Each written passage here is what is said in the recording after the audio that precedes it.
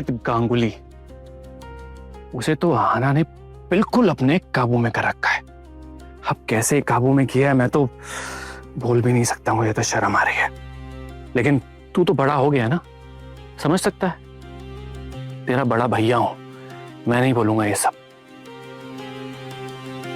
और मुझे ना एक बात समझ में नहीं आती, कुछ भी हो मैं कैसे बुरा बन जाता हूं, सबकी नजरों में मैं ही विलन बन जाता हूं।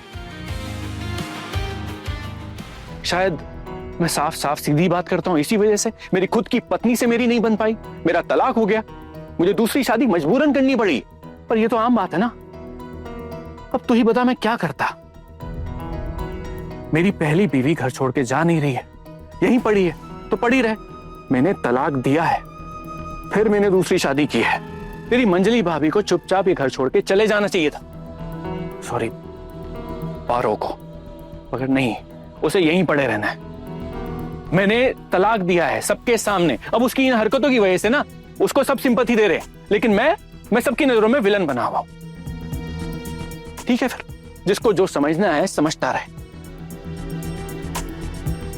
छोटू, मुझे पता है मेरे बारे में तू भी यही सोचता है, इसीलिए तू अपने पोल्टू दादा की शादी में भी नहीं आया। कल जब मैं अपनी बीवी लेकर आया तब भी तू वहां नहीं था। लेकिन अब तू ही बताना छोटू, क्या मुझे खुश रहने का बिल्कुल हक नहीं है क्या? पारो मेरा कोई ख्याल रखती थी? हर वक्त कुछ ना कुछ और करती रहती थी, कभी मूर्तियों का बिजनेस, कभी कुछ काम में ध्यान नहीं, जरा सी भी कदर नहीं उसको मेरी। और तुझे पता है ये सब किया धरा ना तेरी बीवी का है। जितना जहर घोला है ना वो सब आहाना ने घोला है पारो के मन में। ना ही उसका घर गृहस्थी में मन लगता है, ना ही वो मेरा ध्यान रखती थी। हम दोनों अलग अलग इंसान हैं। हाँ, एक्चुअली सच तो यही है। उस दिन छुट्टी लेने के बावजूद भी उस गांगुली सर ने उन्हें ऑफिस बुला लिया था, वो भी ऑफिस की छुट्टी होने के बाद। और वो गई क्यों, ये तो मुझे भी थोड़ा अजीब लगा। देख छोटू, मैं तुझे और कुछ नहीं बोलना चाहता। मैं बस ये चाहता हूं कि ऐसे अंधा विश्वास मत कर किसी पे। अपने आंख कान खोल कर रख, आखिर में भुगतना तो तुझे ही है। देख, मुंह पे कोई कुछ नहीं कहेगा, लेकिन पीठ पीछे सब यही बातें कर रहे हैं कि कितना बेवकूफ आदमी है। उसकी बीवी उसे टोपी बनाकर बाहर मजे कर रही है, लेकिन उसे कुछ पता ही नहीं है। कमाल है।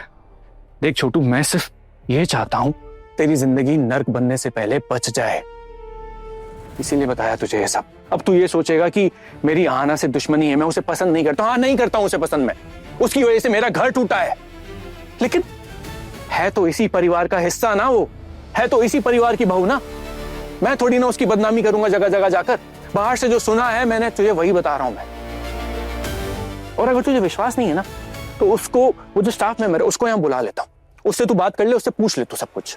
नहीं नहीं, मुझे किसी से कुछ नहीं पूछना। चल कोई बात नहीं, कम से कम तुझे बता के मुझे हल्का तो महसूस हो रहा है। तब तक मैं अकेले ये सब सुनता रहता, बिल्कुल बर्दाश्त नहीं हो रहा था मुझे ये सब। रोज सब मुझे सुनाते हैं कि आपकी भाई की बीवी ने ये किया, आज उसकी बीवी ने ये कर दिया, कभी वो ऑफिस से निकल गए और वापस ही नहीं आए। सुन सुन के मेरे तो कान पक गए थे भाई। अब ये बदतमीजी रोज कोई कैसे बर्दाश्त करेगा?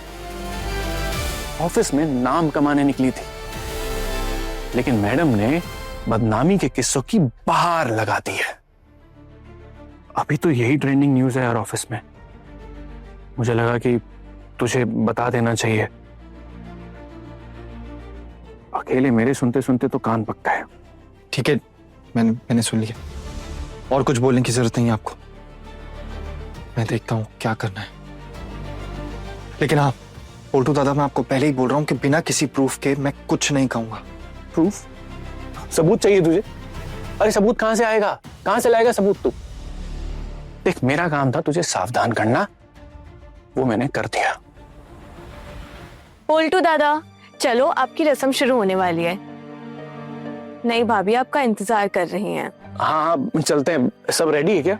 हाँ हाँ सब रेडी है, इसलिए तो बुलाने आई हूँ। चलिए अब। हाँ चलो, आता हूँ। चल आजा। नहीं, मैं अपने कमरे में ही ठीक हूँ। छोटू, कमरे में बैठ के क्या करेगा? देख, तू मेरी शादी में भी नहीं आया, अब कम से कम एक रस्म में तो अपने पोल्टू दादा के साथ खड़ा हो जा। तू नहीं आएगा तो मुझे अच्छा लगेगा क्या? देख छोटू, तू मेरा छोटा भाई है, मैं तुझसे कितना प्यार करता हूं ना, ये मैं जताता नहीं हूं, लेकिन इस घर में, इस परिवार में सबसे ज्यादा लाडला तू ही है मेरा, सबसे ज्यादा प्यार करता हूं मैं तुझसे। चल अब चल।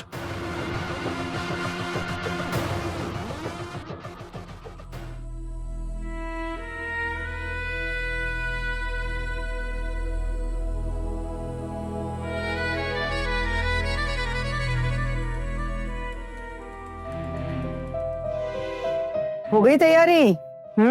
बस आता ही होगा। पोल्टू आना जल्दी। हाँ हाँ हाँ, आ गया। कब से राह देख रहे तेरी। हाँ, अरे वो कुछ जरूरी काम था। अच्छा अच्छा। हाँ।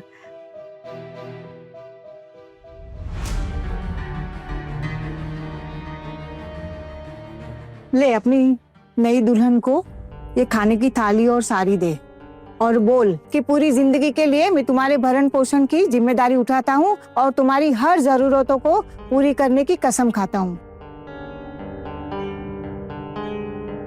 थोड़ा थोड़ा आहिस्ता आहिस्ता बोलिए, मैं ये थोड़ी ना रोज रोज करता हूँ। क्या बोला आपने? मुझे मैं समझा नहीं। क्यों? पता नहीं है? पिछली बार भी यही कहा था, याद नहीं है? आपके लिए तो ये सब नया नहीं है। वो याद थोड़ी ना रहेगा, पता नहीं कितने साल पहले कुछ बोला था। बताइए क्या करना है, बताइए। अब बड़ी बहू ले आना जरा बेटा।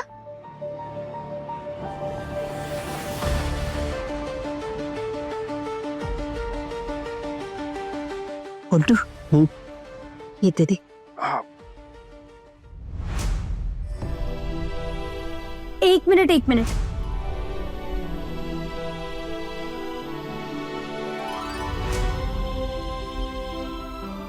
आप ये साड़ी लेकर आए हैं मेरे लिए रस्म के लिए? इतनी साधारण सी साड़ी। अरे नहीं बेटा, वो क्या है ना कि सिर्फ रस्म करनी थी ना, इसीलिए जो मिली वो से ले आए। वो क्या है कि कहीं खाना वाना लग गया तो बाद में अच्छी ले आएंगे। हाँ, और एक मिनट, मैं कुछ कहूँ क्या? वो क्या है ना, मेरे पास और कुछ था ही नहीं, मेरे पास 2 ही नई साड़ी थी, इसलिए मैंने एक तुम्हें लाकर दे दी।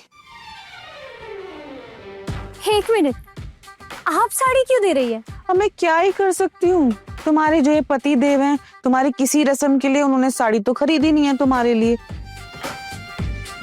जो नई नई सासू माँ बनी है ना तुम्हारी, ये आई मेरे पास, हाथ पैर जोड़ने लगी बेचारी, कहने लगी कोई एक साड़ी दे दे मुझे।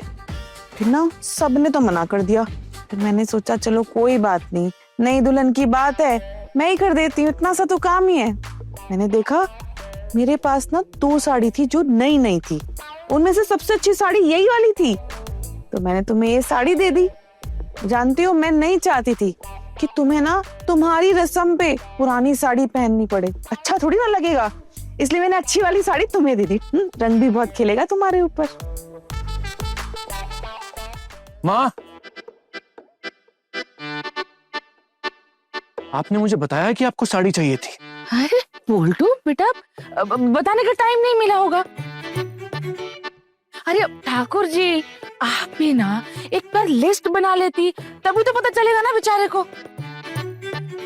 अरे बहू, साड़ी खरीद के पैसे बर्बाद करने की क्या जरूरत है? हाँ, अभी अभी शादी हुई है, बहुत सारी साड़ियां भी आई है ना तुम्हें, और शाम को और भी मेहमान आएंगे, वो भी साड़ियां लेकर आएंगे, तो बेकार में पैसा खर्च क्यों करना? हाँ, अभी नई नई गृहस्थी है तो सोच समझ के खर्चा करना चाहिए ना। बस यही वजह है कि मैंने पोल्टू को नहीं कहा कि साड़ी ले आए। तो फिर अब ये रस्म नहीं होगी।